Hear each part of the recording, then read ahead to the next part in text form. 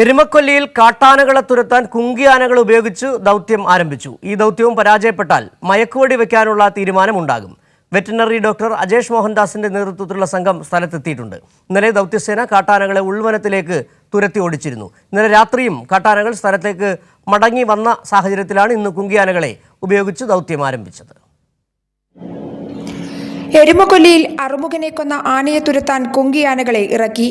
ഇന്നലെ തന്നെ കുങ്കിയാനകളായ വിക്രമിനെയും ഉണ്ണികൃഷ്ണനെയും സ്ഥലത്തെത്തിച്ചിരുന്നു. ഇന്നലെ രാവിലെയും ദൗത്യസംഘം വനമേഖലകളിൽ പരിശോധന നടത്തി. ഇന്ന് രാവിലെയും ദൗത്യസംഘം വനമേഖലകളിൽ പരിശോധന നടത്തിയിരുന്നു. ആനക്കൂട്ടത്തെ കണ്ടെത്തിയിരുന്നു. രാവിലെ കണ്ടെത്തിയ 3 ആനകളിൽ ഒന്ന് അറുമുഖനെ കൊലപ്പെടുത്തിയതാണെന്ന് സംശയിക്കുന്നു. അത് സ്ഥിരീകരിച്ച ശേഷം മാത്രമേ മയക്കുവെടിവെക്കുന്ന തീരുമാനം ഉണ്ടാവുകയുള്ളൂ. ഇന്നലെ തന്നെ വൈൽഡ് ലൈഫ് ചീഫ് ഓഫീസർ മയക്കുവെടിവെക്കാനുള്ള ഉത്തരവ് ഇറക്കിയിരുന്നു. എന്നാൽ പ്രാഥമികമായി വനംവകുപ്പ് ഉദ്യോഗസ്ഥർ ആനയെ ഉൾവനത്തിലേക്ക് എത്തിക്കാനുള്ള ശ്രമം നടത്തും. അത് പരാജയപ്പെട്ടാൽ കുങ്കിയാനകളെ ഉപയോഗിച്ച് ഉൾവനത്തിലേക്ക് കാട്ടാനകളെ പ്രവേശിപ്പിക്കാനുള്ള ദൗത്യം ആരംഭിക്കും.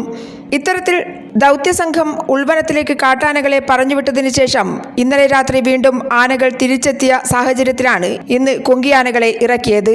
കുങ്കിയാനകളെ ഉപയോഗിച്ച് ഉൾവനത്തിലേക്ക് കാട്ടാനകളെ തുരത്താനുള്ള ശ്രമം നടക്കുകയാണ്.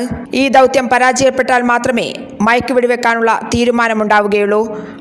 വെറ്ററിനറി ഡോക്ടർ അജേഷ് മോഹൻദാസ് അടക്കമുള്ള സംഘം സ്ഥലത്ത് എത്തിയിട്ടുണ്ട്. PV Joshila, Kairali news, Wayanad.